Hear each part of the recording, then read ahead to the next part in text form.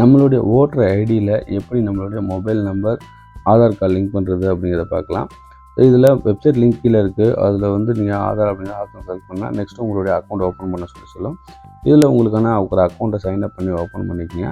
நம்ம already account இருக்கனால login பண்ணிக்கலாம். நம்மளுடைய mobile number and password type பண்ணிவிட்டு கீழே நம்ம கொடுத்துருக்கக்கூடிய கேப்சா கோடை கொடுங்க. நெக்ஸ்ட்டு ரெக்வெஸ்ட் ஓடிபி அப்படின்ட்டு அதை செலக்ட் பண்ணுங்கள். நம்மளோட மொபைலுக்கு வந்துருக்கக்கூடிய ஓடிபி என்டர் பண்ணிட்டு வெரிஃபை அண்ட் லாகின் அப்படிங்கிறத கிளிக் பண்ணுங்கள்.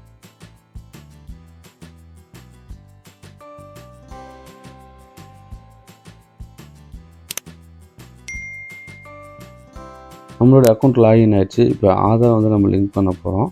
ஸோ இதில் கீழே பார்த்தீங்கன்னா நம்மளுடைய ஃபார்ம்ஸை ஃபஸ்ட்டு செலக்ட் பண்ணணும். ஸோ நமக்கு ஆதார் அண்ட் மொபைல் நம்பர்லாம் லிங்க் பண்ணுறதுக்கான ஃபார்ம் இதிலே கொடுத்துருப்பாங்க. நம்மளுடைய அப்ளிகேஷன் ஃபார்ம் செலக்ட் பண்ண வேண்டியது இருக்கும். இந்த ஃபார்மில் பார்த்தீங்கன்னா நமக்கு இதில் வந்து எந்த ஃபார்ம் இருக்காது. அதனால் ரைட் சைடு பண்ணி ஒரு அசிஸ்டன்ட் இருக்கும். அதில் நமக்கு 4th அப்ளை கரெக்ஷன் பர்டிகுலர்ஸ் இருக்கும். அதை கொடுத்து சப்மிட் கொடுங்க.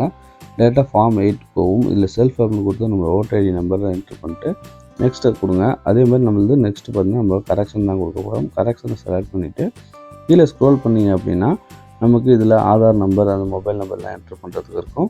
நெக்ஸ்ட்டு கீழே செலக்ட் பண்ணிட்டு மொபைல் நம்பர் அப்படின்றத கொடுத்து மொபைல் நம்பர் கொடுத்து சென்ட் ஓடிபி கொடுத்து உங்களுக்கு வந்துடக்கூடிய ஓடிபியை நீங்கள் என்ட்ரு பண்ணி வெரிஃபை அப்படிங்கிறத கிளிக் பண்ணிக்கோங்க. நெக்ஸ்ட்டு கீழே பார்த்தீங்க அப்படின்னா நமக்கு ஆதார் நம்பர் ஆப்ஷன் கீழே இங்கே கொடுத்துருப்பாங்க. ஸோ இதில் நம்ம நெக்ஸ்ட் வந்து ஆதார் அப்படிங்கிறத செலக்ட் பண்ணுங்கள். செலக்ட் பண்ணிட்டு உங்களுடைய ஆதார் நம்பரை டைப் பண்ணிக்கோங்க.